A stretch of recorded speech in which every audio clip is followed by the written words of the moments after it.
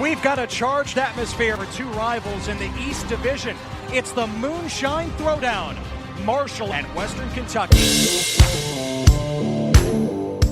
It's intercepted by Key, and Key has one man to beat. A nice cut move. Edwards can't get him. Key takes it all the way. A pick six for Devin Key. There goes Key. Splits the defenders and he's gone. 65 yards, he completes it with a somersault. So please join me in welcoming the 21st head coach in WKU football history, Tyson Helton. And Marshall's going to finish the year 9-4 and champions of the 2018 Gasparilla Bowl, the sixth consecutive bowl win for the Marshall Thundering Herd.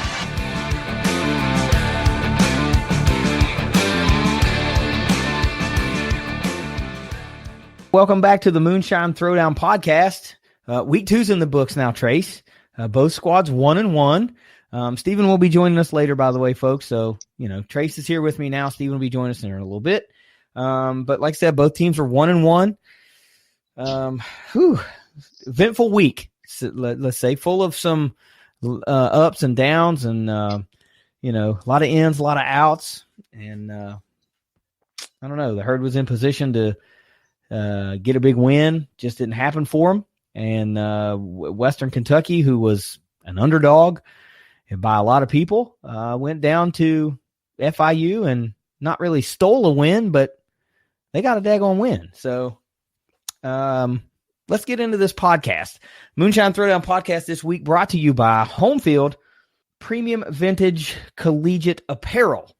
They will be sponsoring the podcast as a whole, but primarily they're sponsoring this Marshall wrap-up and preview. Homefield Apparel, the perfect blend of comfort and style. T-shirts, sweatshirts, or hoodies. Even got a women's line of clothing, Trace. Tank tops and women's cut tees. I mean, stuff is super comfortable.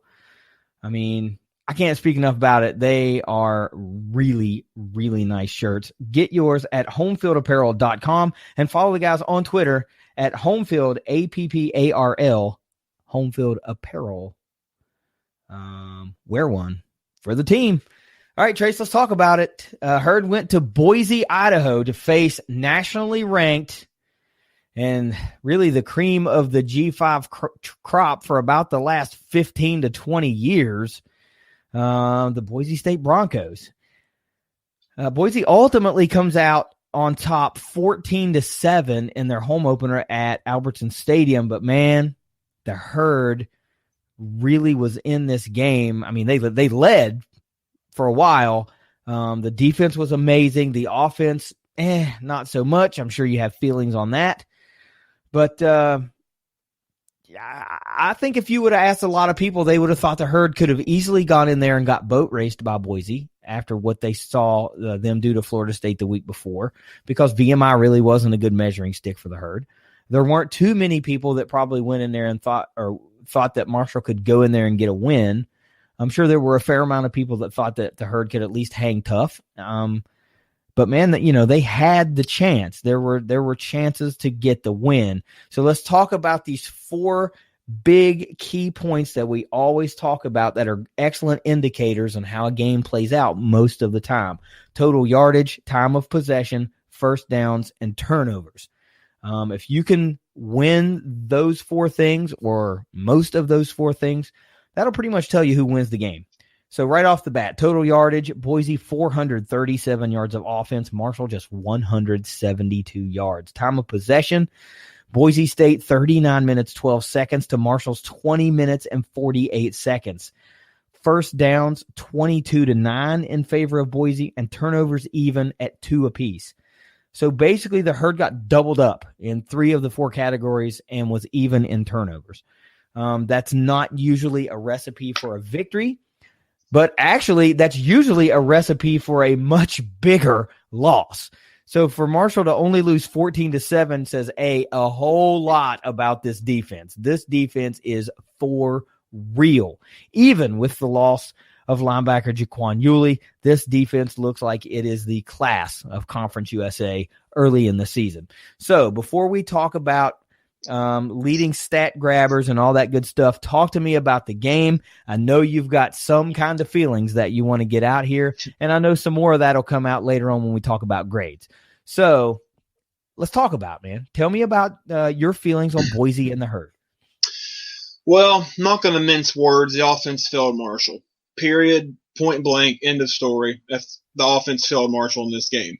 And heading into the game, I tweeted earlier the day before the game, I said this is going to be a major indicating kind of measuring stick game for Marshall. Because if they come out there, compete, keep it close, and, or of course win, that could set itself up for really good things this season. But if they came out and get spanked, then that would not be a very good sign for the future. So they kept it close the whole way, obviously. And if the offense would have been even close to decent, they would have won the game for sure.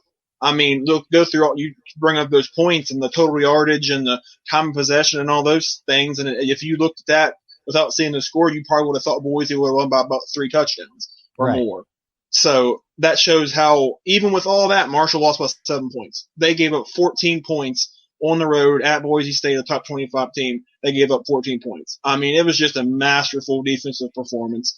Absolutely played their hearts out there. I was so impressed. I don't know how you couldn't be impressed with the defense. Offense, now I'll really get into that more later with the grades, but offense just flat out failed them. I mean, you can't have under 200 total yards on the road and against a top 25 team and expect to win. But yet, despite all of those shortcomings and all of those whatever, they lost by 7 points. I mean, they lost by 7 freaking points. If they would have just shown up offensively. Now, a lot of that can be credited to Boise State's defense because they have a good defense and they have a legit NFL high draft pick, I believe, in Weaver, the defensive lineman, who's probably going to be a high draft pick. He's preseason Mountain West Player of the Year defensively. So they got some good guys out there. They always do. But like most of Marshall's offensive mishaps were just their ineptitude and their lack of execution. And then I'll get into the play calling. I'll just save that for later too. But, I mean, Marshall really, even though they lost the game, they still have to have I would say a good enough taste in their mouth. Not offensively, but just for the outlook of the season, because that's by far the toughest team that Marshall's going to play the rest of the year.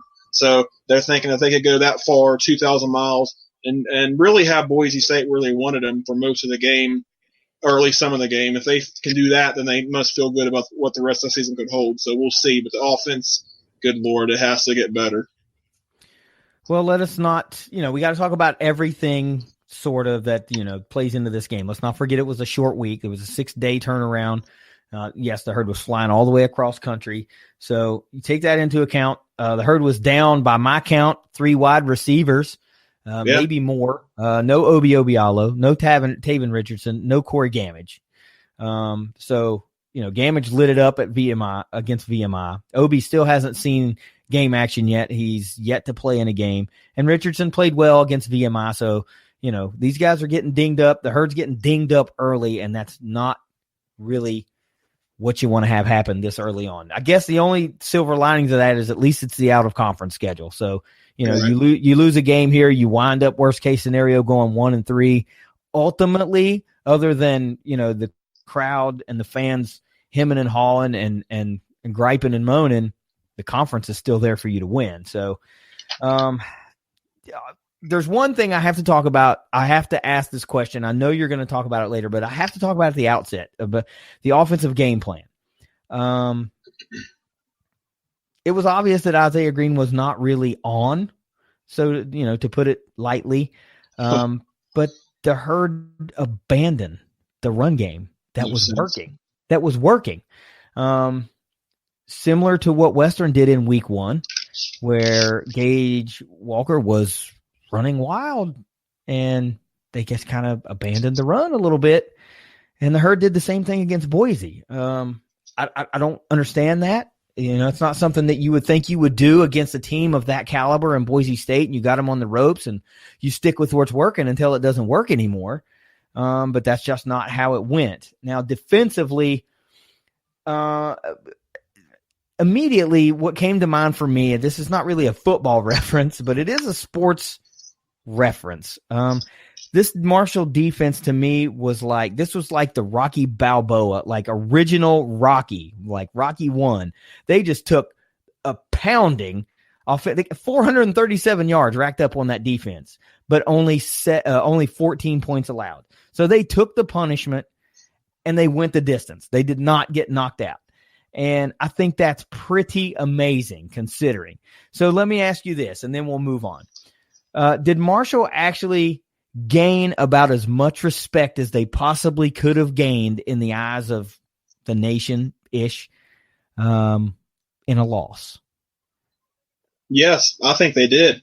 And I was actually, that's a good point to bring that up, because on my Marshall Sports Twitter account, at the Herd Zone, cheap plug, go ahead and follow it.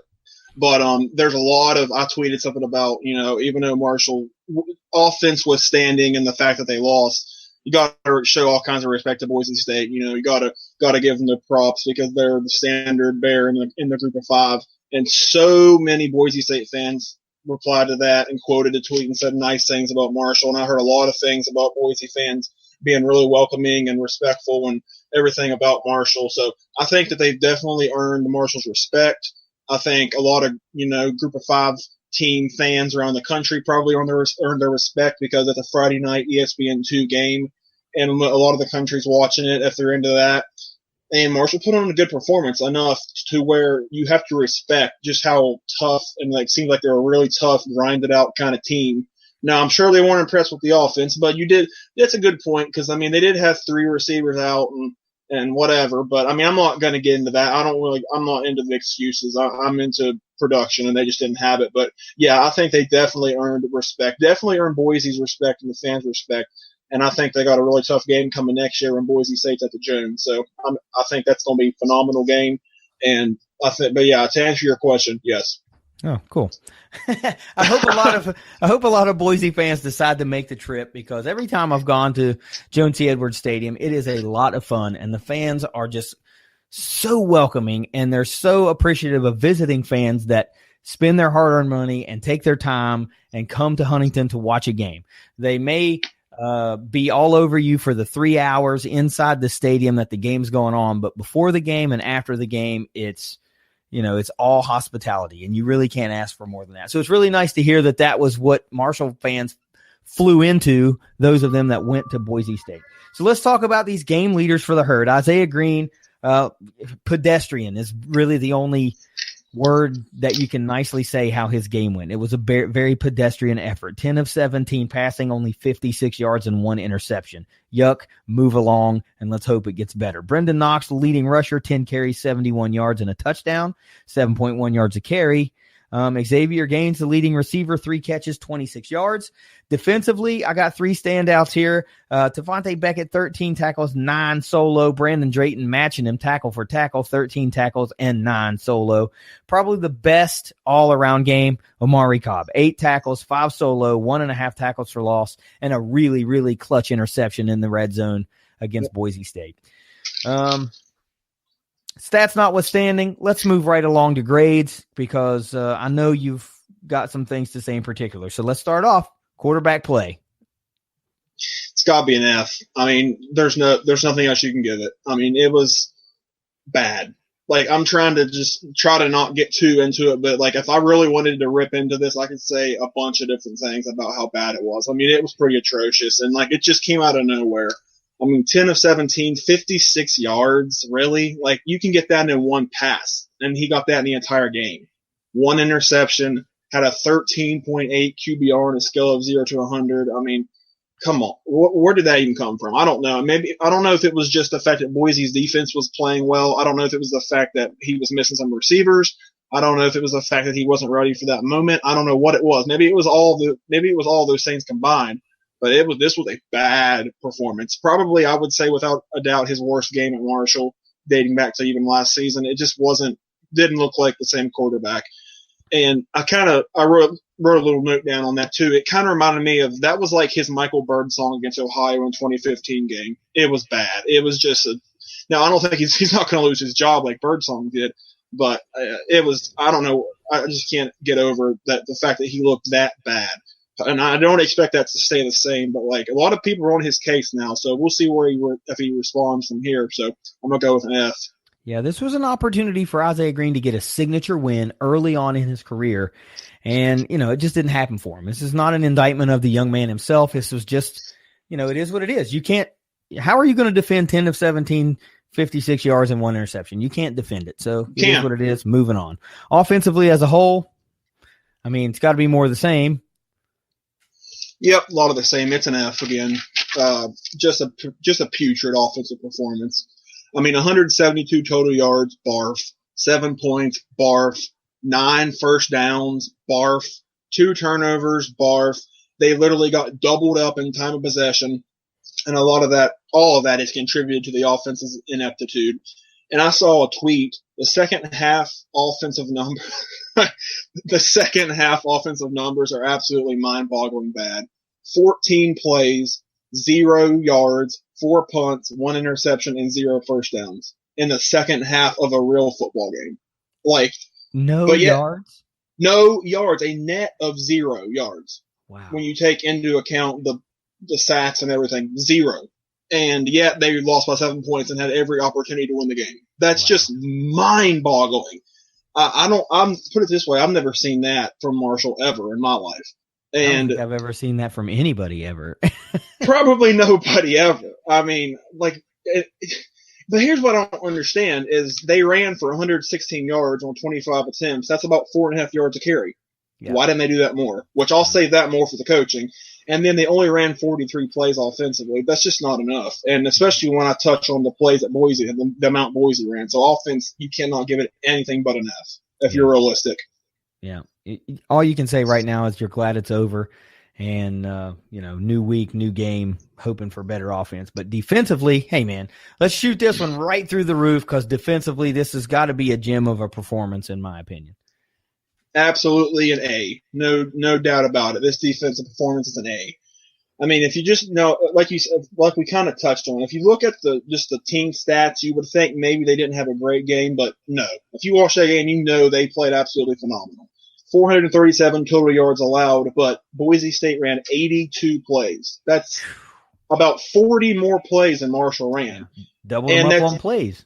Doubled them up on plays, and if you take that into consideration, 82 plays, 437 yards, that's only about 5 or so yards a play. So it's really not that much. They only allowed 14 points, they forced 2 turnovers, and they weren't just Boise giveaways. Marshall forced those turnovers. Amari Cobb made a fantastic interception, a great break on the ball, and then Furman Silva came off the edge, had a strip sack, and Marshall recovered that. So those were forced turnovers, great defensive plays. They were on the field far too long, 82 plays. That's just unacceptable on the offense's part not to have more sustained drives than that. Defense also had 2 sacks and 7 tackles for loss. So, I mean, I don't know what more you could have expected the defense to do. You go on the road at an elite team, probably the second best group of 5 team in the country right now, top 25 team. You go all the way out there and you only give up 14 points. If you would have told me before the game that Marshall would have held Boise State to 14 points, I would have said Marshall would have won for sure. So defense couldn't have done anything else, so it's got to be an A. Yeah. When you think about running all those plays and the Herd only puts 14 plays up on the second half, when everybody's already tired and they still weathered the storm, that is nothing short of amazing. All right, so let's talk about special teams. What about the special teams grade this week? Yeah, special teams were pretty good. I'll go with a B for that. I mean, they were pretty good, especially in the first half. Robert Lefebvre was really having a really good first half. He pinned them deep a bunch of times punting the ball. He had at least 2 or 3 inside the 10 and then another couple probably around the 10. So Marshall special teams were really doing well. They were giving them long fields. They were really playing well. And I mean, there really wasn't a whole lot to go on in some of that stuff. I mean, kick return and punt returns really were non-existent. I mean, it's not that they were bad or good. There just wasn't much there to go on. There were no field goal attempts. 1 extra point made, whatever. The kickoff coverage team was a little bit iffy. I noticed 2 or 3 times Boise had some pretty good returns out to like a 30, 35-yard line. So that's not really that much, but like it was not quite as good as the kickoff return team usually is for Marshall. So really not a whole lot to go on besides the punting, which was really good in the first half. So I'll go B. Okay. Here's the one. How about this coaching effort. I mean, if you want, we can, offensive coaching effort, defensive coaching efforts. Well, I'll start with the defense. I didn't separate them, but I'll start with the defense. Yeah, I'll start with the defense. J.C. Price and Brad Lambert called a phenomenal game, I think. They killed it. I mean, that was a really impressive game they called.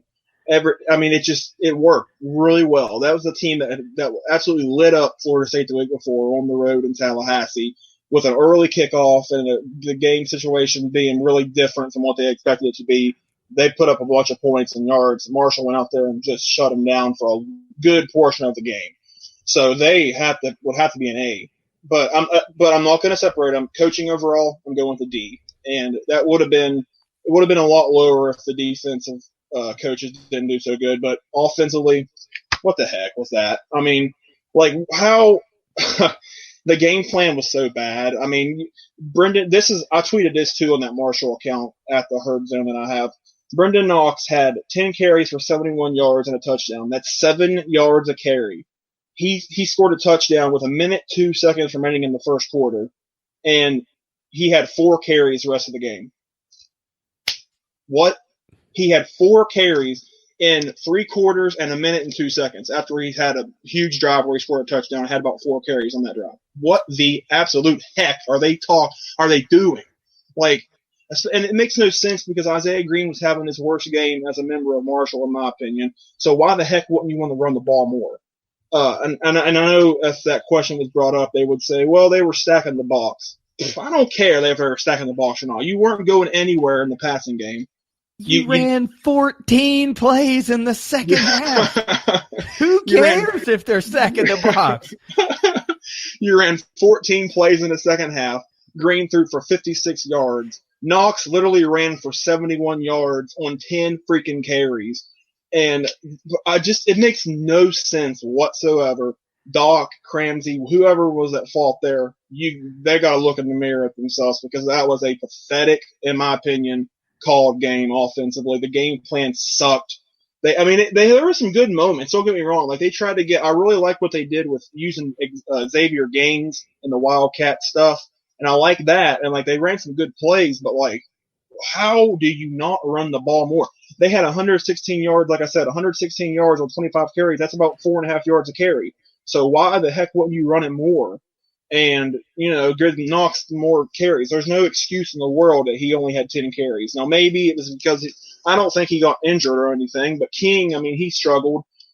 He fumbled and somebody said that he was a little dinged up. So I don't know about that, but Knox, there was unless he was hurt and nobody knew it, there was no excuse at all for him to only have 10 carries. He should have had 20 to 25 carries. He should have had a game similar to like he had against Virginia Tech last year. And I think if they would have pushed that effort, then he could have had a game like that. So coaching overall D, this offensive game plan was it was abysmal. Yeah, abysmal. Well, there's nothing left but an overall grade, and I can't imagine that it's going to be too high, even though, you're looking at a massively wonderful effort by the defense. Yeah, overall C. I really kind of feel bad only having it as C, but when the offense is so bad and the coaching offensively is so bad, it just brings everything down. If you would have just looked at the defense, the special teams, whatever, it would have been a pretty high grade. And even though it's a C and that's an average grade, they still really, it leaves a pretty good taste in my mouth, honestly. Not for the offense, but it leaves a good taste in my mouth knowing Marshall can go on the road at a team like that and compete and have every opportunity in the world to win.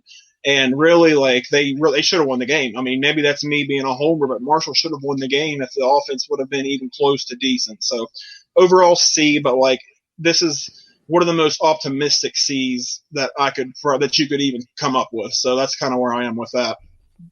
All right. So here's the big question. What do we know about Marshall after 2 weeks? We know the offense has a lot of catching up to do. We know the defense looks like it's superb again. It looks like it's going to be one of the best in Conference USA, but the offense has to get better. This has been the bugaboo, honestly, for the last several years for Marshall. On and off, the offense just hasn't been up to par consistently enough.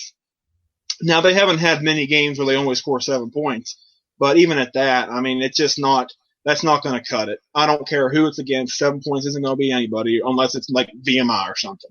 And I mean, technically, it wasn't even a big VMI because they gave up 17, I guess. But, whatever. I mean, the offense has to get better. I mean, that's all there is to it. We've been talking about it over and over. Year 2 of Isaiah Green at quarterback. Year 2 of Tim Cramsey's offense. We expect more than that. Period. End of story. Injuries are one thing, but that you can't use that as an excuse. You have to have better production than that. Offense has to get going if Marshall wants to win a conference title, which right now, to be looking at the rest of Conference USA, nobody, put it this way, nobody in the East frightens me at all right now. And the West, now there's some good teams over there, it looks like, but even the West doesn't look that outstanding. So it looks like Marshall has a legit chance to be the best team of Conference USA, but the offense cannot hold them back. They're going to have to improve. Even with a mediocre defense a mediocre offense and the defense that they have, you've got to think that the Herd is still going to be one of the toughest teams. Now, let me tell you something before we move along. I saw today, I think I was reading an article, and it may have been Underdog Dynasty, maybe. And it said, is Isaiah Green might be the single most important player in the East Division. And they went on to justify that. And I thought, wow, I really didn't think about that. But so as Isaiah Green goes, it looks like this Herd team is going to go. If he's playing okay, the Herd's going to win. If he's not playing okay, the Herd may not win. So I just wanted to throw that out there. It was pretty interesting that somebody else had that kind of opinion. But look, man, this one's in the books. Let's move along. Got another game on the horizon this Saturday, and it is a historic rival coming back to Huntington. That's right, Ohio University. The Bobcats are coming in for the next rendition of the Battle for the Bell. This Saturday, September 14th, 6:30 p.m. at Jones C. Edwards Stadium. The ESPN Power Index is all about the Herd this week. 73.4% chance to win, and the Herd is currently -5 as we record this podcast.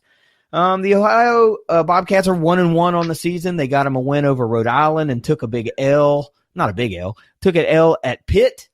All-time series, Marshall is trailing 33-20. Well, let's see, 33-20-6 is the all-time series in favor of Ohio University. Here's the kicker. Doc Holliday only 2-4 against the Bobcats as head coach of Marshall. Wins coming in 2010, and of course the awesome Watermark team that you always like to talk about in 2014. Let's talk about some players to look out for the Bobcats. Quarterback Nathan Rourke, the 6'1", 210-pound senior. He lands on Phil Steele's all-MAC first team, so he's a good one.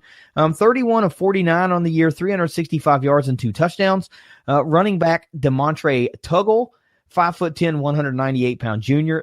Only 7 carries on the year, and he's the leading rusher. 7 carries, 85 yards, 3 touchdowns in 7 carries, 12.1 yards per clip, and leading wide receiver this year it's either Jerome or Jeremy Buckner, 5'8", 165-pound freshman, 7 catches, 108 yards, no touchdowns, good for 15.4 yards a catch. What do you know about the Bobcats, Trace? Have you seen them play? I happened to catch a little bit of their Rhode Island game there on ESPN Plus a couple weeks ago. So what do you know about the Bobcats? Yeah, I haven't really watched them much this year. I watched a little bit of that Pitt game, but it wasn't really enough to even get anything about them, honestly. But all I know is that, for the most part, is that they were predicted to win the MAC, actually, picked to win their division in the MAC East. And then as far as just this rivalry goes, I mean, all Marshall fans know this rivalry and how long it's been going on and the games and the history that it's had, and there's been some really good games in this rivalry, and for my money, I think this is Marshall's best overall rivalry of any they have in football. I just think that, I mean, the history, the amount of games they played, the close proximity, the fact that the teams have played more than 12 times, like some other team we won't mention now, so Ohio's got a lot. Marshall and Ohio have a lot of things kind of intertwined over the years. I mean, obviously they were MAC rivals. And then since Conference USA came about, they've started the series with that. It hasn't gone on since 2015, but it's back now. They just signed another 2-game series in the mid-2020s. They just signed that the other day. So I think that's a game that needs to be played pretty much every year, in my opinion, because not enough rivalries get to stick out like that. And since the battle for the bell, since the trophy debuted in '97, Marshall's won 10 out of 15 against Ohio, but most of those games were in the MAC. Since the series has been back in 2010, Marshall's only won 2010 and 2014. Well, they won in 2009 in the Little Caesars Bowl, but that really technically wasn't part of like the series. It was just a bowl game. But so it's a good. I mean, seems like most of these games come down to wire. A lot of them do. I mean, there's been some blowouts, but it seems like in recent memory, a lot of these games are close, nail biters. So I expect sort of similar results this year. I think this is going to be a good game. It's against a good team with a lot of historical precedent there. So I'm looking forward to it. Yeah, long week for the Herd. They get that extra day to kind of heal up a little bit, but playing from a Friday going to a Saturday game. This will be the 60th all-time meeting between the Bobcats and the Herd. And you're right, that bowl game, I mean, while technically it counts in the series, it's not a regular season game. And, hey, fun fact, that was not the Mark Snyder era. That was not the Doc Holliday era. That was the one-game Rick Minter era. Right. As a matter of fact, the newly hired head coach Doc Holliday was interviewed during that bowl game. And, he was hot on the recruiting trail that day or, at that time. So, Doc needs to get him a win here. The locals are becoming restless at the record Holliday possesses against the Bobcats. This is a little bit better of a measuring stick, I think, for how the Herd might look in Conference USA play, because Ohio kind of fits in there. They're not too good. They're not too bad. So, they're going to give the Herd probably as good of a test as they should see from most Conference USA schools. Yeah. So, this is a good one to kind of see where you're at. You're not playing up because you're not looking too good because you're playing VMI, and you're not playing, out of your mind defensively because you're jacked up for a Boise State. Now you just kind of got to regroup and beat a team you're supposed to beat at home. So that being said, what does the Herd have to do to get this win, Trace? Oh, well, right off the bat, you got to have improved offensive production, offensive play. Everything about the offense has to be improved. Period, end of story. The offense has to be better. And any way you want to look at it, the offense has to get better. If it looks anything close to what it was against Boise State, Marshall is not going to win this game. They're just not. They're not going to hold you. You're not going to be able to score 7 points, 10 points, 14 points, and then expect to win those games. It's just not going to happen. So offense is going to have to be better, and I think they'll be better. I mean, they're at home. They had that rough game. Hopefully some guys are back now. I don't know about Gamage or Richardson or Obialo, what their status is. Hopefully Obi's back, hasn't played at all this year. Hopefully he's in there. That would be a big difference maker for Isaiah Green, a guy he can lean on. And they need all the hope they can get on offense right now, especially through the passing game, because it looked so bad against Boise. So they're going to need those guys back, and I think that'll go a long way in that improved offensive production that I mentioned. Second point is you got to make Ohio one-dimensional on offense. And that's really hopefully not going to be that difficult, because it doesn't look like Ohio is much of a running team at all. I mean, they had a pretty big number of rushing yards against Rhode Island, but that's Rhode Island. If you look what they did against Pitt, who's a pretty average at best Power 5 team, probably not. Most people would say they're kind of bottom tier Power 5 team. They ran for a net of 35 yards against Pitt. So not much there. I mean, like you said, their leading rusher got very limited stats this year. So I think if Marshall can take away their run game, which Marshall's good at doing, as we all know, if they can take away their run game, that's going to force Rourke to try to air it out more. And I think that'll be good, because Marshall won't have to respect the run as much. They can drop guys back, try to defend the pass more, because he can really sling it. That's a good quarterback. So I think making Ohio one-dimensional offensively is going to be a big factor for Marshall's defense in this one, if they want to keep the success going that they've had so far this season. My next point is you got to give Ohio long field to work with. Marshall did a really good job at that against Boise State. They pinned them deep several times, and that was one of the reasons why they were able to hold Boise State to only 14 points, because they had to give them long field to work with. 85-yard drives they would have had to have, 90-yard drives, 95, whatever. They need to do similar to that in this game. You can't give them short fields at the 40-yard line or the 50 or whatever. That's just too easy. a good quarterback like Warp's going to just absolutely light that up. So you're going to have to give them long field. Special teams are going to be big, and I think that'll be a big key there. And my final point is I put no self-destructing mistakes, but you got to at least limit the self-destructing mistakes because Marshall's, they got a knack for that. I mean, that's all there is to it. They have an issue with that at times. There's been a big issue with that, primarily a lot of games against Ohio in recent memory. They've had a lot of issues with that. So you can't do it. This is a game I would consider a must win because if you go 1-2 and then you got Cincinnati coming up after that at home, that's a tough situation. So if you win, you got to pretty much win this game, in my opinion. So you got to limit the self-destructing mistakes or eliminate them altogether because Ohio is going to take advantage of it. Frank Solich has been a consistent coach his whole career. His teams are always well disciplined, and they're not going to make a lot of mistakes in their own right. So Marshall can't afford to make mistakes and give them extra chances. So they got to limit that. All excellent points. Frank Solich is a great coach. He's been wonderful at Ohio over the years. I mean, talk about a guy who he was fired from Nebraska and landed in Athens, and he's made a home at Ohio University, and he's been really successful. Now, have they won a conference championship? No. But has he won a lot of games there? Absolutely he has.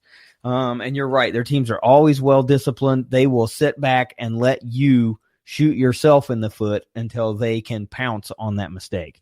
For me, number one, Isaiah Green must play well. I can't say he just got to play better. He's got to play well. And that means not just making the right reads, okay? Not just recognizing the coverages. It means doing the other things like stepping up and stepping into your throws, putting the zip on the ball so that it whizzes past the defensive back's ear, and it's in your guy's hand before they get a chance to turn their head around. I'm talking about taking what the defense gives you, for crying out loud. Don't force it into triple coverage when you've got a 6-yard gain right in front of you. Take that. Number two for me, this defense has to harass Nathan Rourke, and I think they'll do that. They need to get him off of his spot, get him out and moving. I don't know how well he is at throwing on the run, how accurate he can be, especially when you have an athletic of a secondary as Marshall has. Number three, feed. Let me say that. Feed Brendan Knox. Run him until he is so freaking tired that he can't go anymore. I mean, this is he could go for $2 bills. I mean, I was looking at the Ohio run defense, and they kind of sort of held Rhode Island in check, but with Marshall's got a great offensive line. It's well documented, so they should be able to push this Ohio defensive line around a little bit, open some holes. And, the tight ends are pretty decent at blocking if they need to swing it outside. There's no reason that Brendan Knox with enough carries can't get 2 bills and find the end zone several times. And number 4, here's a good one. I wrote down leaders must emerge. Now, there are guys that fans think is the leader of the team just because of a certain position he plays. And that may or may not be true. And I'm not saying it is or isn't for any given position right now. But if you're a leader on this Marshall team and the guys on the team know who the leaders are, they're there every day. They're in practice every day, in the weight room every day. They know who's leading this team. Those guys got to emerge. They've got to hold other guys accountable. They've got to hold themselves accountable. It's gut check time. You've got to come back and get a dub in front of your home crowd against a historic rival and get that sour taste out of Boise that what could have been, should have been, ought to have been out of there, and just go get this dub, period. And that might set the tone for Cincinnati the following week and then Conference USA slate after that. The leaders must emerge this week. It has to happen this week, in my opinion. The Herd do those 4 things. I think they can catch a win. How about a 200-proof player this week, Trace? Who you got? Yeah, actually, I wrote down a name at first, but I actually ended up marking it out and changing it. I wrote down Xavier Gaines at first because, like I said, I really liked what he did in that Boise game. I liked some of the different stuff they ran with him, Wildcat and whatever. But with the recent news of Tyler King's dismissal, I'm not going to get into that, but I'm changing my 200 proof player to Brendan Knox because, I think he's going to really need a huge game here, or at least a big game. I'm not saying he necessarily has to have a 200-yard game like he did against Virginia Tech last year, but he's going to have a good game. They're going to have to give him more than 10 freaking carries. If it's not broke, don't fix it. And it wasn't broke with him running the ball against Boise, but they tried to fix it anyway. So go figure. But he's going to have to have a good game because as Isaiah Green, having a really rough game against Boise, he's going to probably come out there and try to force the situation a little bit. Maybe try too hard at times early on, because he wants to get that bad taste out of his mouth, wants to rebound from a bad performance. And if he goes out there and tries that, then that could lead to some bad throws and some possible interceptions and turnovers or whatever. So Brendan Knox is going to need to kind of help take the pressure off of him and the passing game in general, because if the run gets going, then that will open up the pass. So if Knox gets out there and runs around and has a big game, then I think Marshall's in great shape offensively and great shape to win the game. So Brendan Knox is my 200 proof player. Yeah, I've got Brendan Knox as well, and I've got him going for 150 and 3 touches. So, I'm looking for a big game from Knox. And it's a little bit of what you said, but I think it's, we might see a little bit of a shift in the game plan, just a little bit to limit passing attempts from Isaiah Green, especially if he comes out and he's cold. And he's 1 for 8 out of the gate or something like that. You might see a steady dose of the run game, especially if you want to let, Levi Brown and Millette and Ball and Ulmer and Madden and all those guys just push dudes out of the way. But, you brought it up, so I've got it. We need to say it. Yes, Tyler King was dismissed from the Marshall football program this afternoon for a violation of team rules, and that's all we know about it. It's not for us to pass judgment. It's not for us to say who's right and who's wrong in that situation. It's just that's what happened. So there is no Tyler King to go with the 1-2 punch with Brendan Knox anymore. We'll see who RB2 is now. We think it's probably going to be Sheldon Evans, but it could be Lawrence Papillon or anybody else that's might have the hot hand that week. So that's for those reasons I'm going Brendan Knox. And I think he's fully capable of putting this team on his back and saying, hey, I'm RB1 now. This is my show. Let's do it. Let's go to work. How about a score prediction this week, Trace? Yeah, I think it's going to be another Marshall, Ohio kind of grinded out close game. I'm going Marshall 24, Ohio 17. I think it's going to be kind of not a high scoring game, but not a low scoring game either. It's going to be kind of right in the middle. I don't see it being 14-7 again. I don't see it being 45-40, so I'm kind of right in the middle of that sort of, maybe a little more on the lower scoring, because both of these teams have kind of had a little bit of offensive problems this year. I mean, obviously the first week, both teams scored at least 40, so not much there, but they were against bad FCS teams, so take that for what it's worth. And then last week, both teams struggled offensively. Ohio only putting up 10 points against Pitt, Marshall only putting up 7 against Boise State. So I think both teams are looking to get right offensively. I mean, it's probably not going to be in this game because I think both of these teams have pretty good defenses too. I know Marshall does, and it looks like Ohio's got a pretty good defense too. So, I mean, we'll see. Ohio is always a tricky team, especially when they play Marshall. For some reason, they've kind of, at least recent years, kind of had Marshall's number. Don't know why that is. Most of that's probably just when they have to play in Athens. I mean, Marshall, that's like their house of horrors having to play in Athens, Ohio.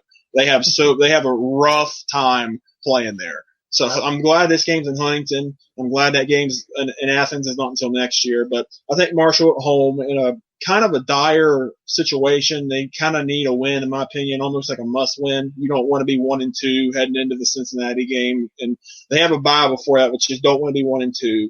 So a win here will be big for the rest of the season. That will give them a lot more confidence and momentum. So I'm going to say Marshall gets a close win, 24-17. The bell will come back to Huntington. I'm going to hold out hope for that. All right. Now let me ask you this. Did we text each other our score predictions before we started recording? Yes or no? No, we did not. I've got the Herd 21-17 in a close battle for the bell type game. That's just the way it goes. And you're right. You just talked about these teams offensively, defensively. Pitt and Ohio. Pitt only put up 20 points in that game. So The Ohio defense is probably pretty decent unless Pitt was just self-destructing all over the place. So this leads me to believe there's going to be a low-scoring affair. All bets are off if Isaiah Green comes out on fire and throws for 400 and some yards. So that notwithstanding, I like the Herd this week, 21-17. Hang with us on the other side of this break. We're going to get Steven in here, and we're going to talk about this Western Kentucky Hilltopper Jekyll and Hyde team. What in the world is going on in Bowling Green, Kentucky? They go down to Miami and get a win over Conference USA preseason favorite FIU. And boy, don't they look like a bunch of pretenders right now. Hang with us. It's the Moonshine Throwdown podcast. Walker to the left of Stephen Duncan. We're going to throw a fade to the corner of the end zone here. That might have been hauled in, and that is a touchdown for Jakari Moses. Western Kentucky gets on the scoreboard for first. What a throw there from Stephen Duncan. School. Got a lot of friends and family here tonight. Makes the first touchdown grab. Man, that's a great throw. I tell you, that's a perfect throw. All right, we're back. Steve's with us.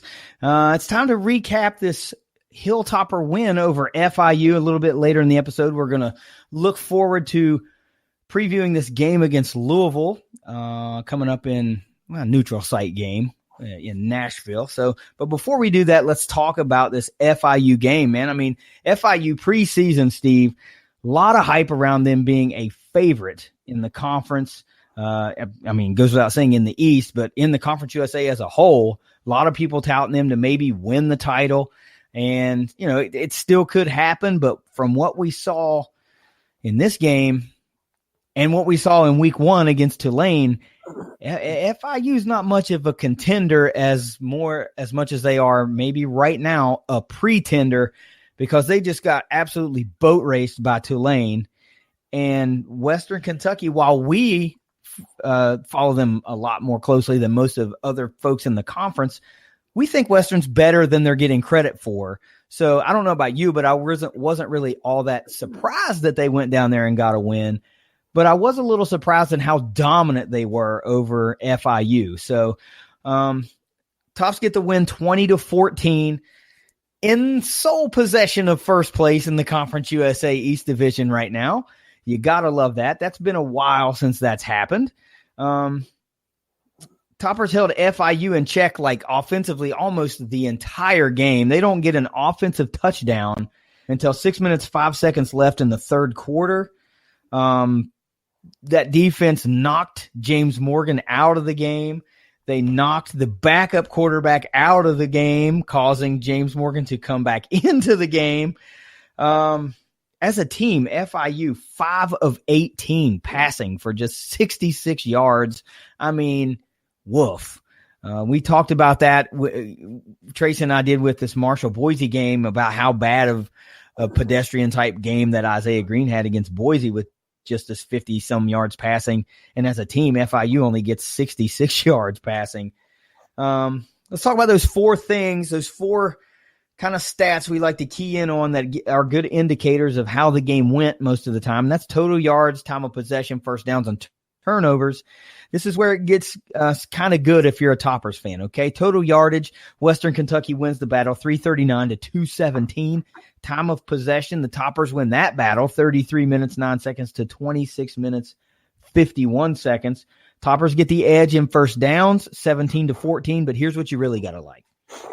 Toppers have 2 turnovers, get 0, so they're -2 in the turnover game, and they still get the win. So no, you don't like that they're turning the ball over, but you got to like that they were -2 in the turnover ratio and still managed to win. So I know you got to watch the entire game. I had to cut out early because I had to be at work ridiculously early.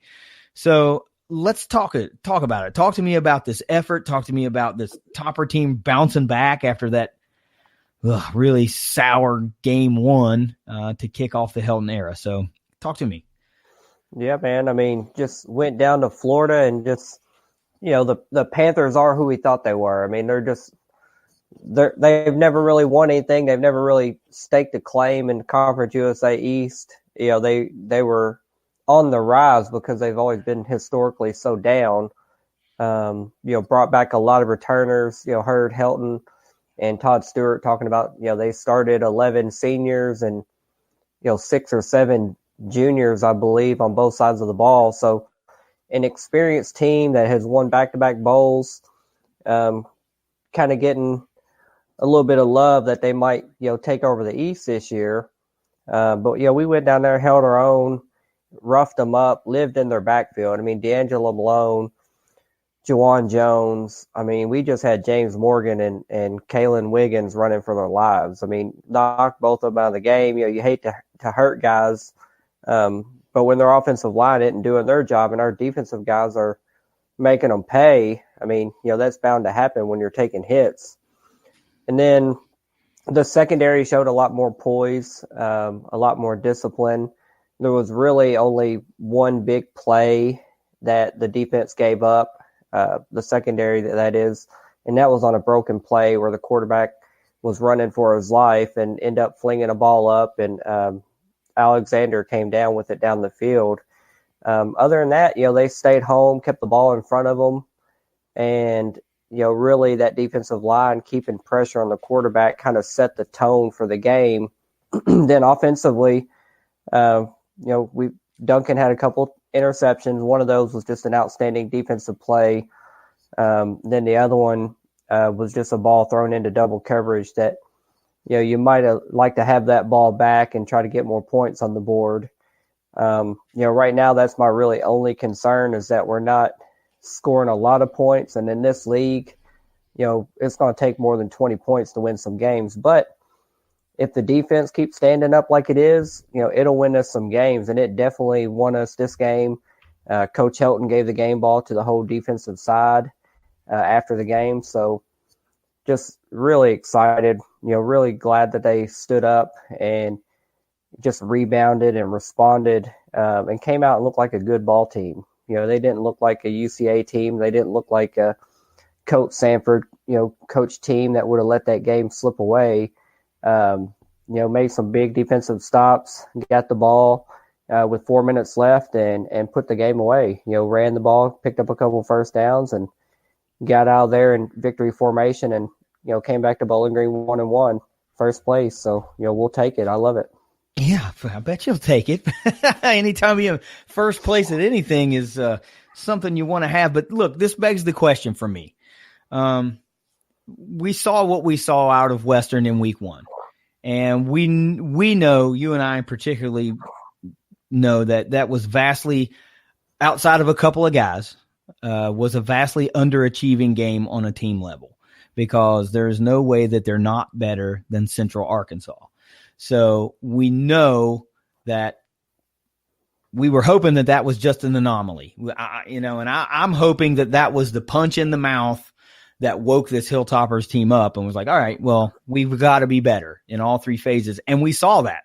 And I do mean in all 3 phases. Offensively, you score enough to win. Defensively, you just dominate. You said it. You live in the backfield of FIU, and they did all night long. That offensive line for FIU had no answer for D'Angelo Malone, no answer for Juwan Jones. Kyle Bailey getting through, making plays all over the field. These guys were just stifled.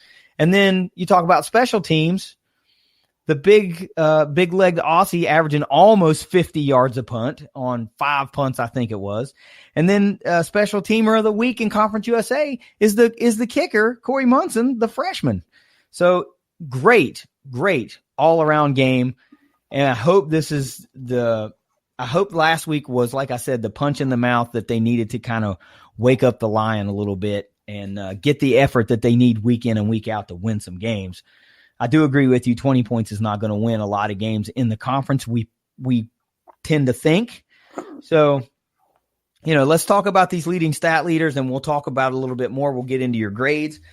Stephen Duncan, your leading passer, 19 of 33, 241 yards, 1 touchdown, 2 picks, which you talked about. One was just, I saw that interception. It was amazing. It was just bad luck that it went 80 yards the other way, but just the catch itself was absolutely amazing. That DB deserved that interception. So, Gage Walker, 27 carries, 100 yards, 1 touchdown. Hey, 2 straight games with a 100-yard rusher.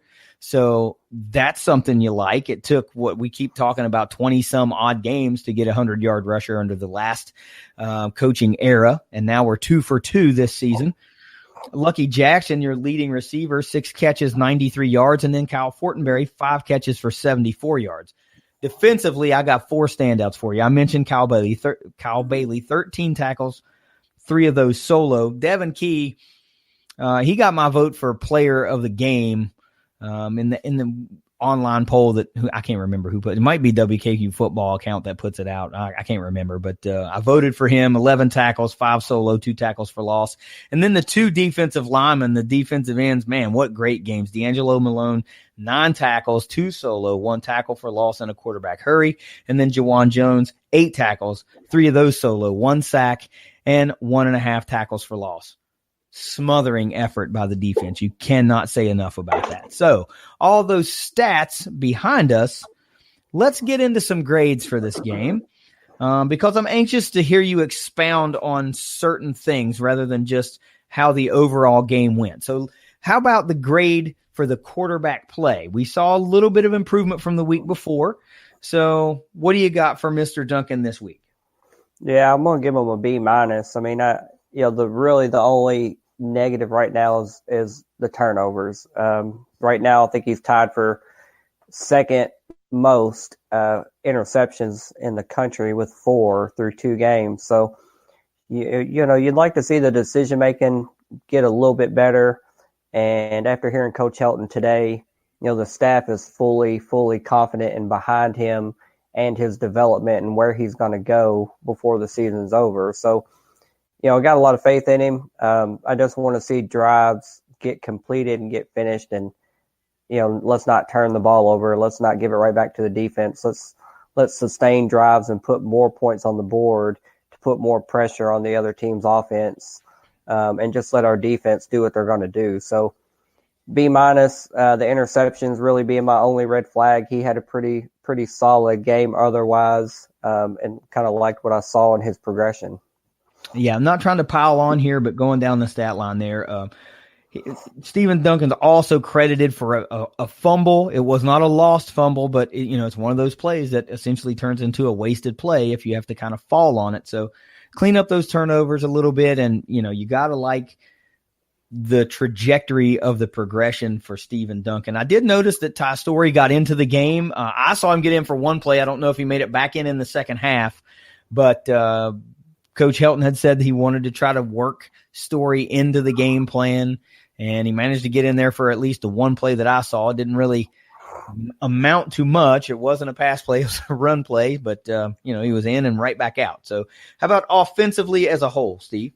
Yeah, B- again. I mean, just the rushing attack has just kind of proved to what I thought it would be in the preseason when we talked O-line, when we talked running back. I thought we could have a good chance of having a running back average over 100 yards a game. And, right now we're sitting above that, through 2 games. Obviously it's a small sample, but offensive line is doing their part. They're good pass pro, good rushing lanes being created, and Gage Walker's taking advantage of them. And then Stephen Duncan, if he continues to progress, I think at some point the light's going to kind of go off for him, and he's just going to go on a tear, hopefully going into conference play, and just really start to manipulate some defenses and figure out this offensive system to a T. And hopefully that leads to more points and more victories, and we start to surprise some people. So I think a B- is pretty fair. Again, you'd like to see more than 20 points, but going on the road and winning anywhere is tough. The FIU team, even though they're not great, kind of pretender status right now, it's still a road victory over a very experienced squad with a lot of seniors and juniors. So, we'll take that victory, and a B- sounds fair to me. Yeah, absolutely. Don't want to take anything away from this Topper team. I'm not trying to say that they didn't earn that win or that FIU's a bad team.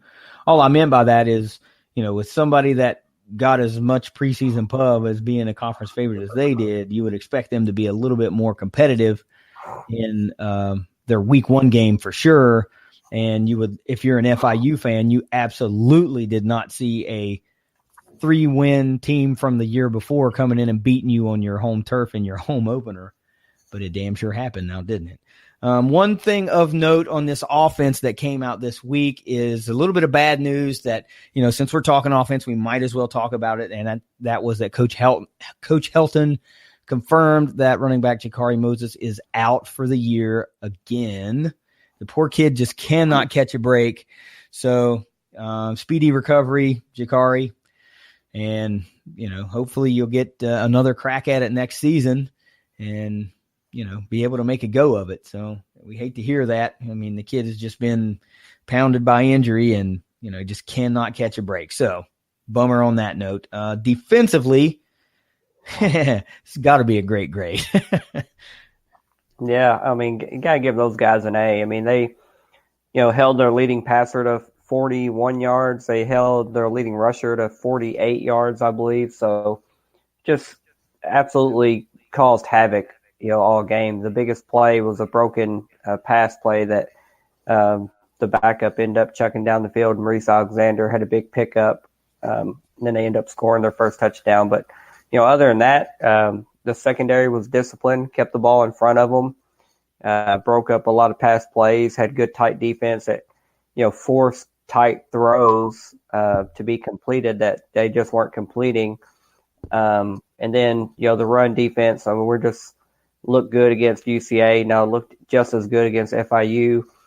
And then the backfield pressure, you can't complain about that. And if that continues, it's not going to be surprising if that wins us another ball game at some point.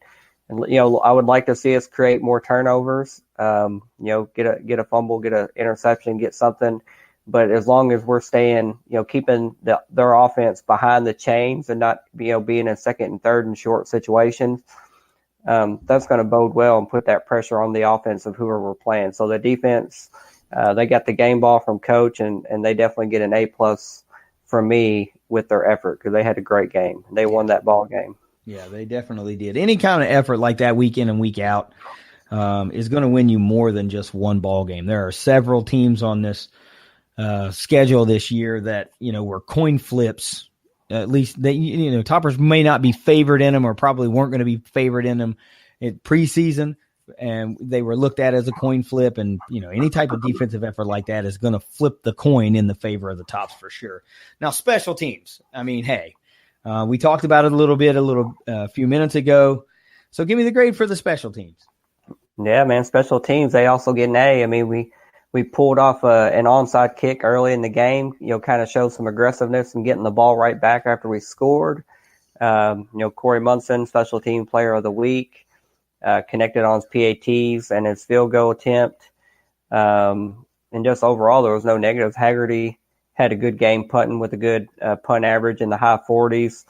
We had one that was a bad snap that Haggerty had to kind of revert to his old, Aussie style punting and really kind of saved us and bailed us out. Whereas a normal punter, might have, kind of been lost in the backfield, but he turned it into still a solid punt. So, A, no mistakes.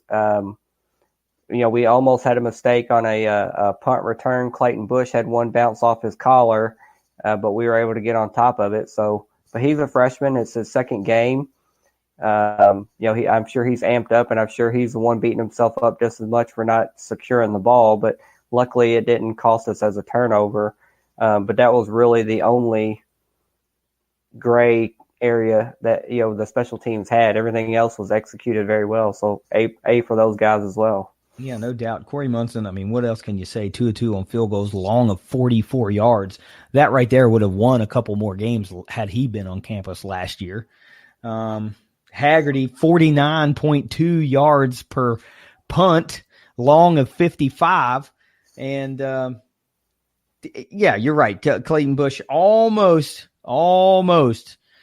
gave one up, but managed to jump back on it. If there's any area that you would like to see here, according to this stat line, three potential punt returns, -6 on the yardage. I'm sure most of that comes from that one fumble, but you can start moving that in the right direction. And Western didn't get an opportunity to have a kick return, so yeah, what are you going to do? Credit your defense for that. So how about coaching? Yeah.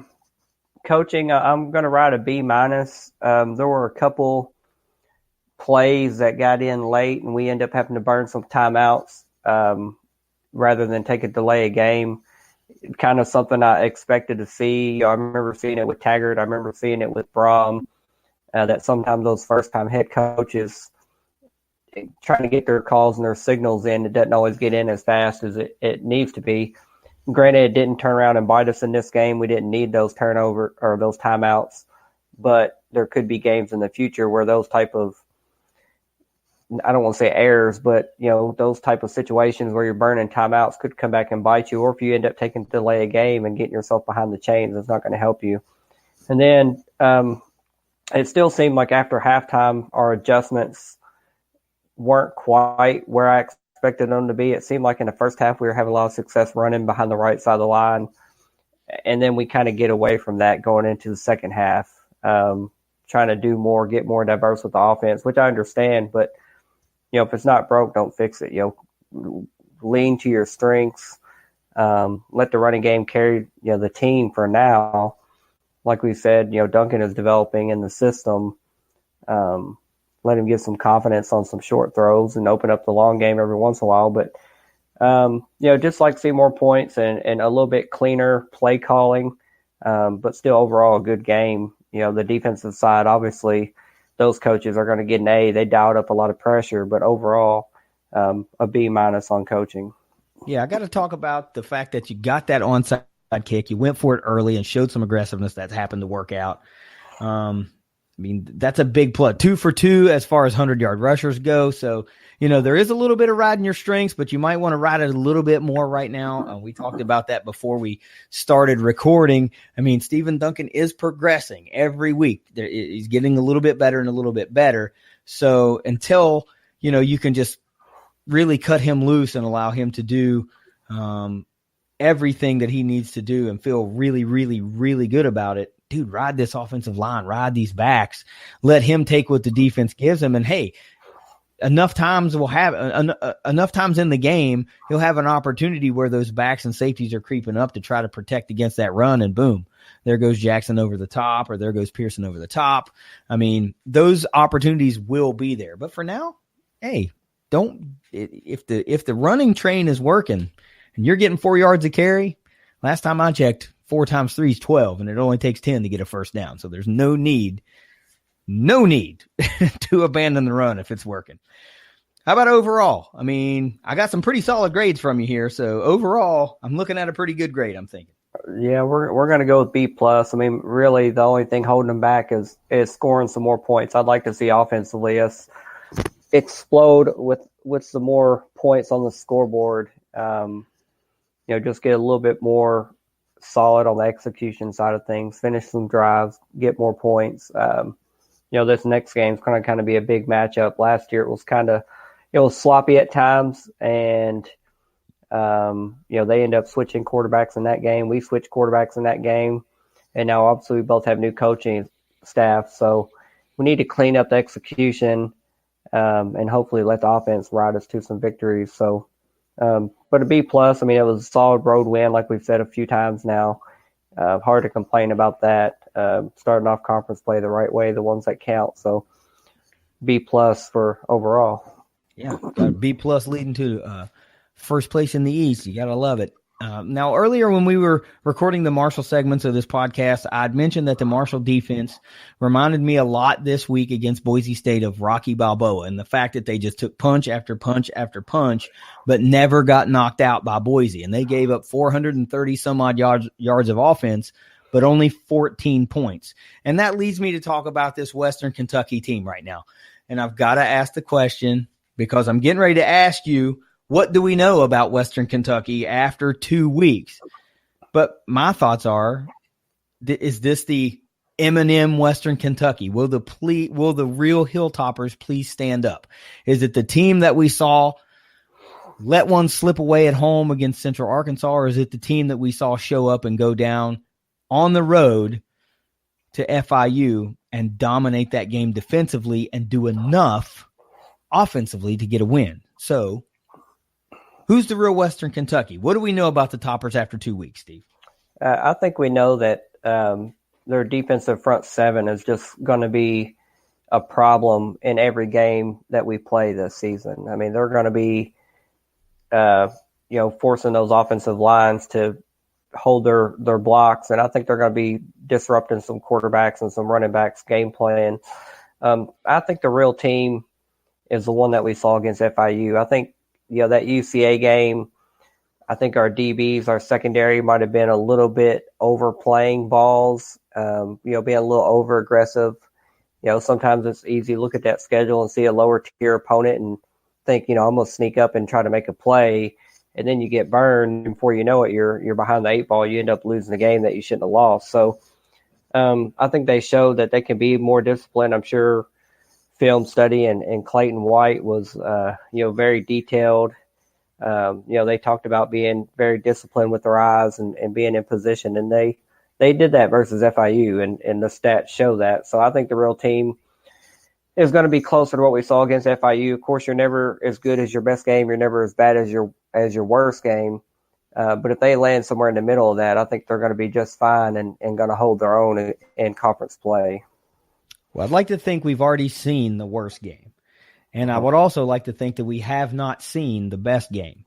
So hopefully this team that we saw this week is your baseline level Western Kentucky team. The team that can go -2 in the turnovers and still get a win. The team that can play a little bit sloppy at times and still do enough to get a win on the road. No doubt. But you are right. This front seven is legit. Okay. If only there were a podcast that folks could have listened to several weeks back that was talking about this defensive line and these linebackers, some more folks may have known that already, but this front seven is legit. And the defensive line in particular is really legit. So remember the names.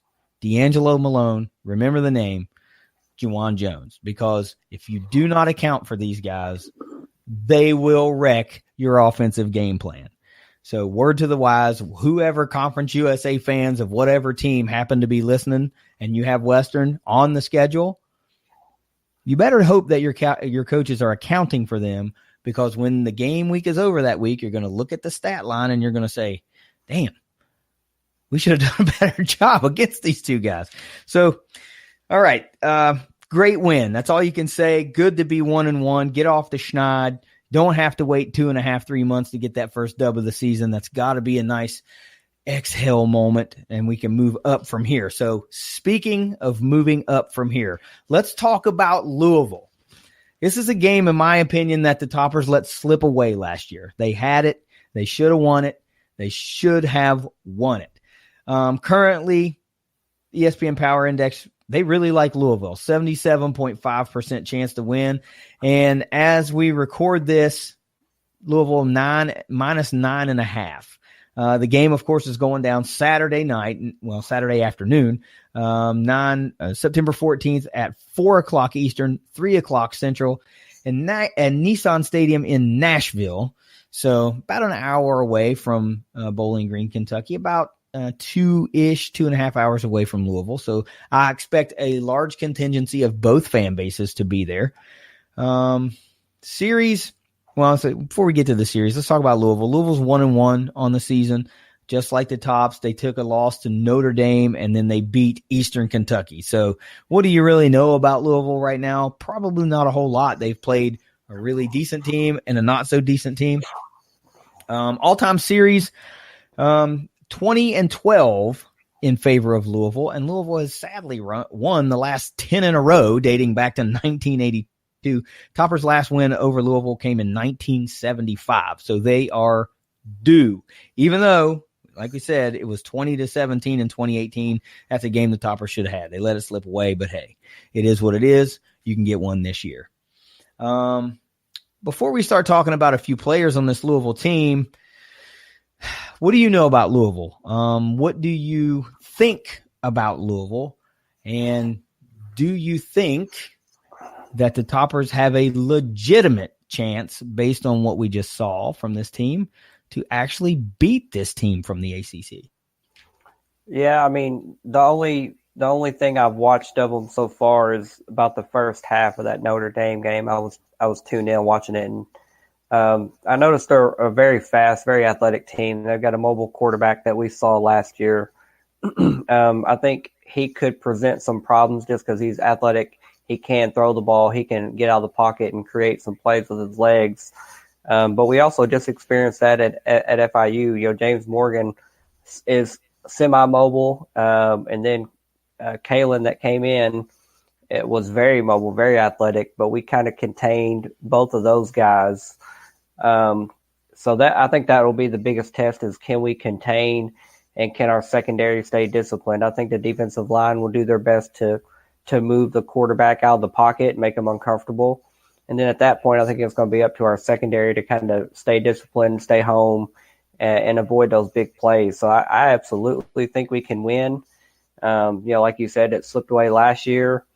Our defense has improved. Our offense has improved, as I'm sure that Louisville's has as well. But with it being, technically a home game for us, they're traveling a lot farther than we are. I don't think we're going to be behind the eight ball, like we were last year with their home crowd. I think we're going to surprise some people. I think to get to bowl eligibility, we're going to have to knock off a couple people that we shouldn't.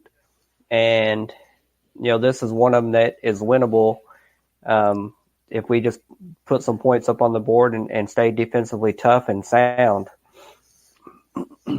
Yeah, this is one that would actually be a pretty marquee victory for the conference as a whole, not just for Western themselves, because, Conference USA has really been getting taken to the woodshed in the out of conference versus larger opponents. So this would be a nice one to get. And it'd also be nice to end that long record of not beating Louisville since 1975. That's before my time. But, but Louisville is a team that's very much in a state of change. New coaching staff, much like Western Kentucky. A lot of players transferred out, a lot of players transferred in. So there are a lot of new faces on this Louisville team.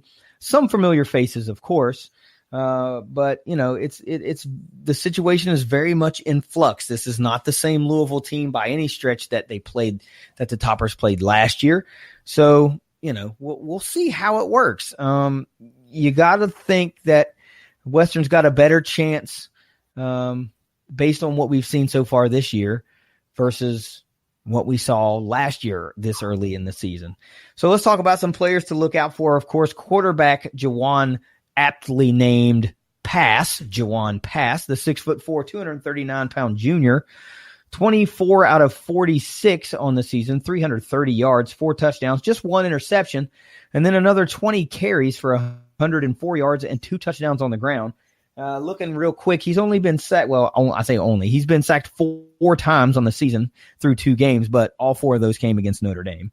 Leading rusher so far this season is Javian Hawkins, the 5'9", 182-pound.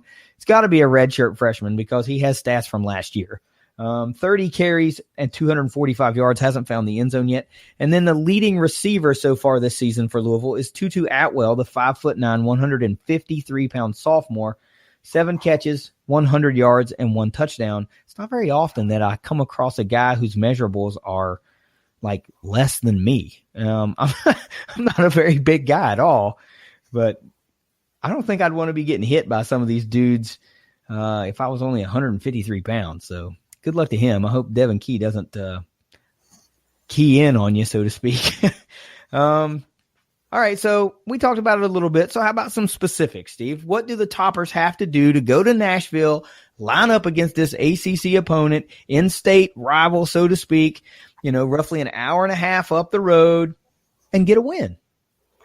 Yeah, I mean, it sounds cliche, but the turnovers, has to be tightened up. I'm not saying have none, but we need to limit them, and we definitely need to try to create some. We need to get the ball back and get some positive momentum. That'll kind of juice up our defense, make them come out with even more intensity, and then put our offense in shorter field positions to put more points on the board. So even though it's cliche, even though I'll probably say it all 12 weeks of the season, we need to limit our turnovers and try to win that battle. Be positive instead of negative in that battle. We need to ride the rushing attack. I think our offensive line has proved that they are a strength, like we expected. very, very few errors. I think there was one false start last game.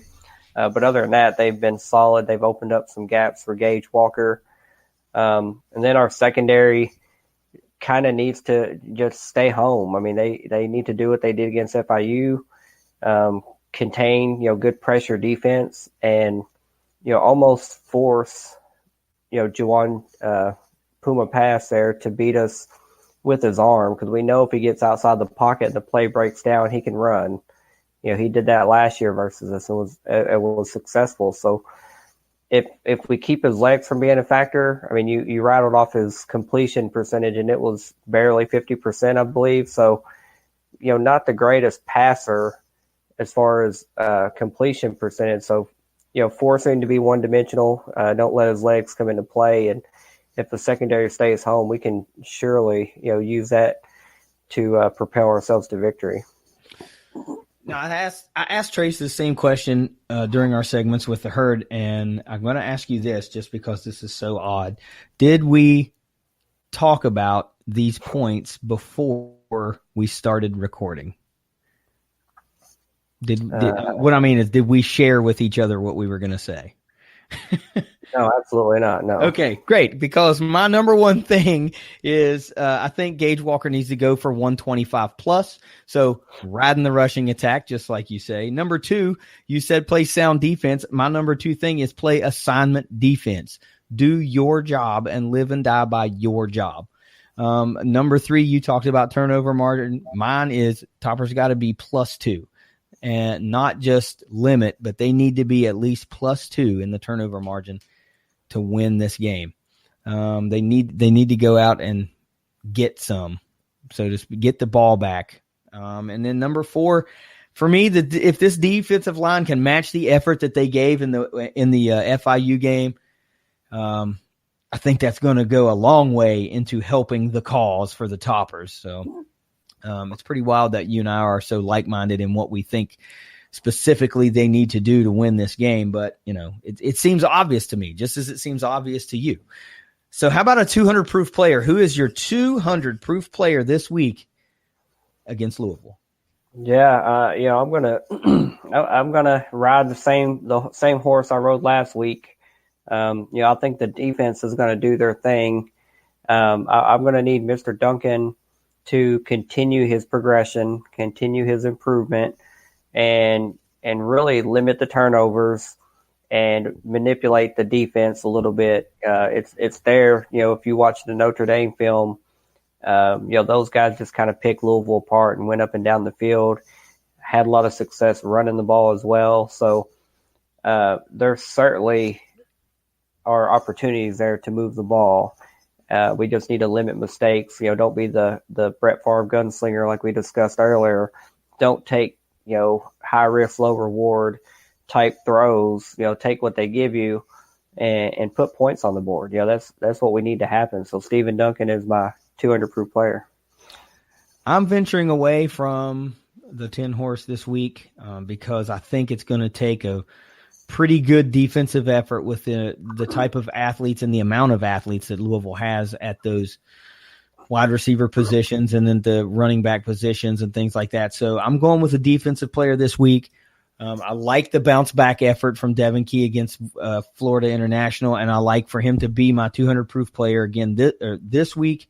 I'm going 12 tackles, 2 tackles for loss, and I think he gets an interception this week. So I'm riding the defense because I just don't. I don't think that this is the week that the offense gets over the hump. I think they do enough to stay competitive and not shoot themselves in the foot, but I don't know if this is the week where the offense outshines the defense. So that being said, let's talk about a score prediction. So what do you got this week? Yeah, I'm going with the 24-21 Topper victory. I know that's probably after the UCA game, I probably wouldn't have went with that. But after a more sound performance against FIU and then getting to watch a little bit of Louisville tape and, really thinking I really think it's a coin flip. I don't think it's 9.5 by any means. I think it could very easily come down to who has the ball last.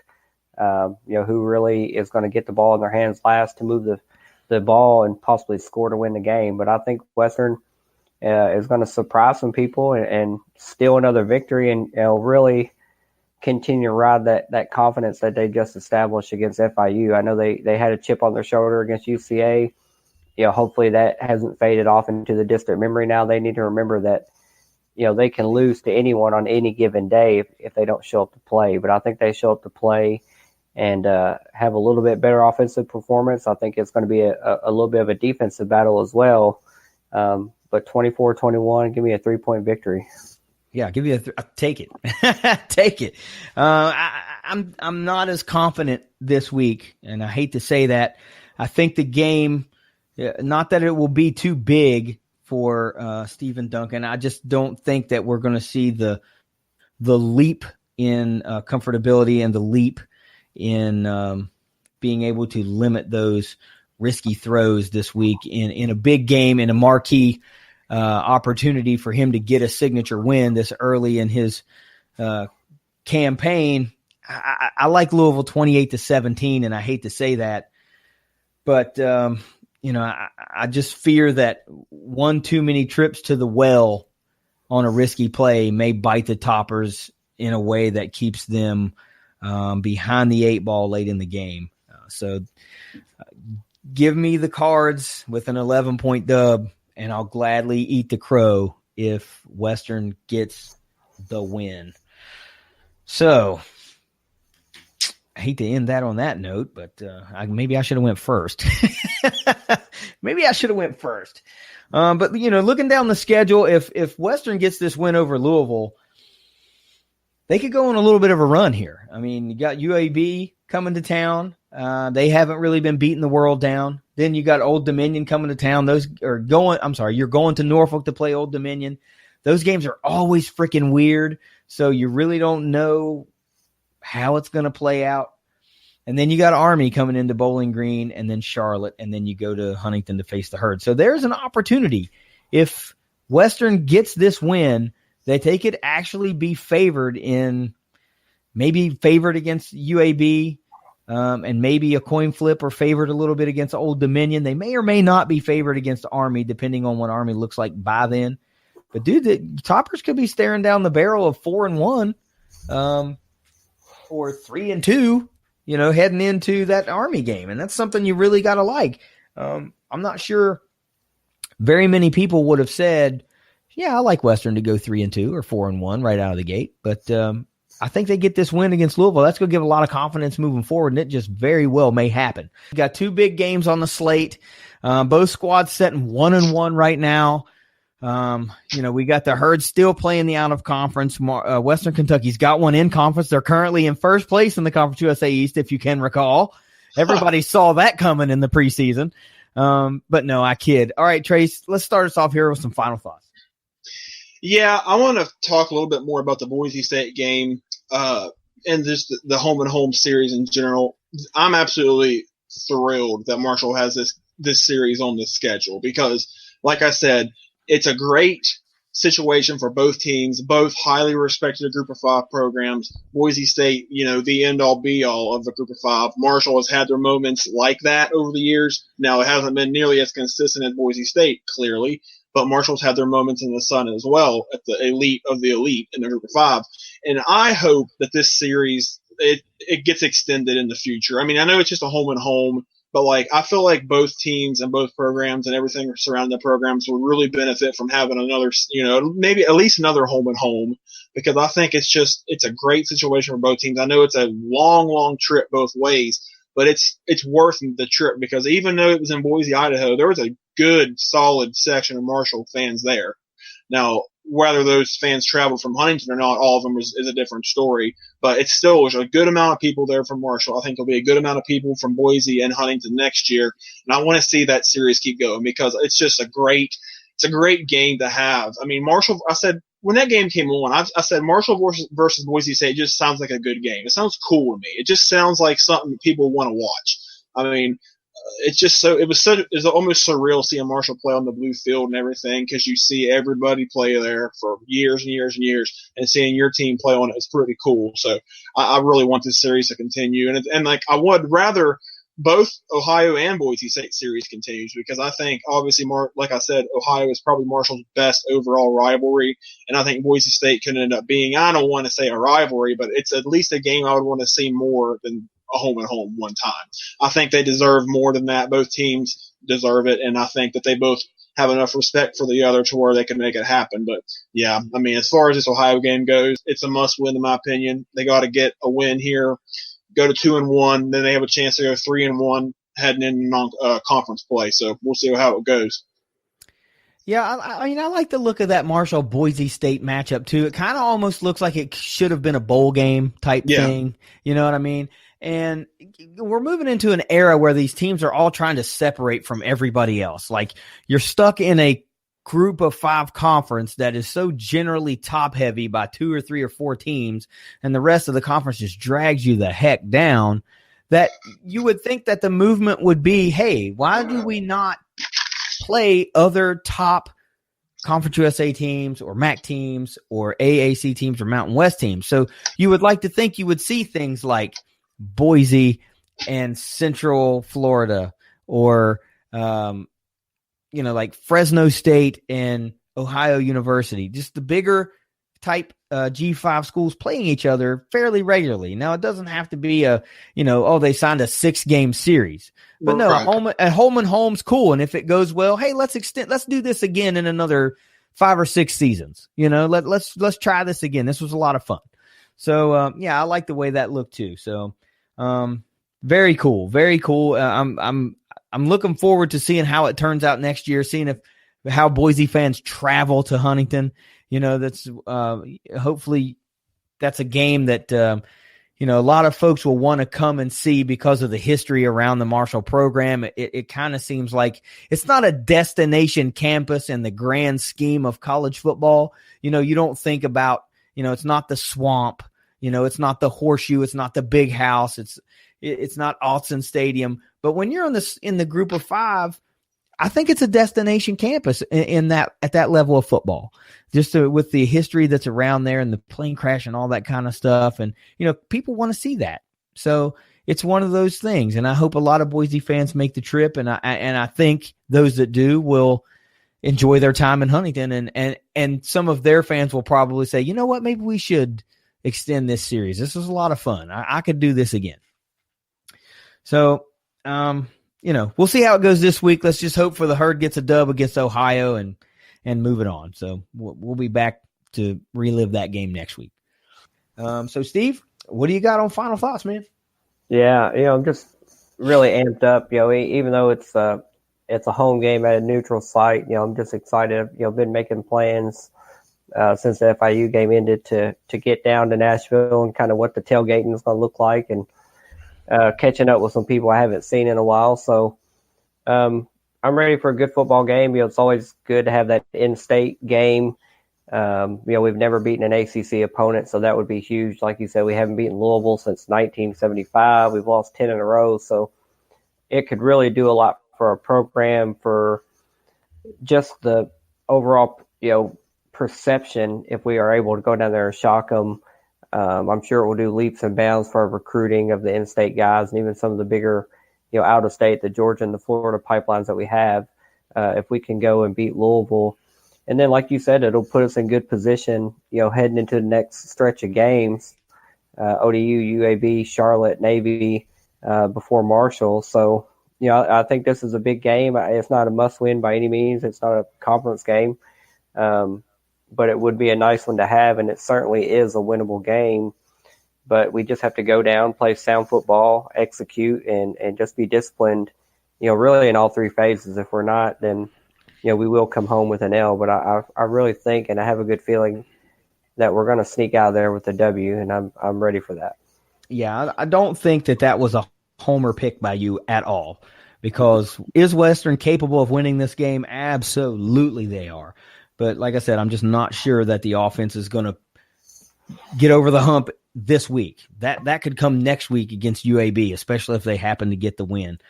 But right now, until I see a little bit more consistency behind center, I'm still a little standoffish. But one thing I got to mention, and this would be a little personal favorite for you. One of your favorite players is on the Louisville roster that was on the Marshall roster last year. And that's, of course, defensive end Ty Tyler, former Marshall defensive end, preseason Conference USA first teamer. Been a little quieter now on social media now that he's in Louisville, but I still see him popping up on my timeline from time to time. So, Ty, if you happen to be listening, Stephen and these toppers are coming to hand you one last loss before you stop playing college football. We're just messing around. We like Ty a whole bunch, but we've got a lot of humorous history with Ty on social media, so it'll be nice to he could not lock horns with the toppers one more time. So looking forward to a very competitive game. Like I said, in my heart, I hope that the toppers get this win. My brain is just disagreeing with me right now. And then, it's hard to decide which one you want to follow, but I'm trying to follow, not trying to speak just because I have a podcast that focuses on Western Kentucky. I'm trying to be real and be legit, and I just don't feel it for them this week. So let's hope they get this win and prove me wrong, because my mentions will be open. You can just wear me out nonstop all week long. That'll be just fine. So follow us on Twitter at MoonshineTD and follow the podcast at MSTD_podcast. Please download and subscribe to the show. We don't want you to miss an episode. We're going to get out of here this week, but I can't thank our title sponsor enough for bringing the show to you this week. And that's Home Field Apparel. Find them on Twitter at Homefield, APPAREL. No, I'm sorry, APPRL. And it's homeapparel.com if you want some premium vintage collegiate apparel. That stuff is really, really nice. You can't really wrap your head around it until you put one on, because they are super, super nice. So until next week, Steve, take us out. Go Tops. Trace. Go Herd. We will see you next week. That's the Moonshine Throwdown podcast. Later.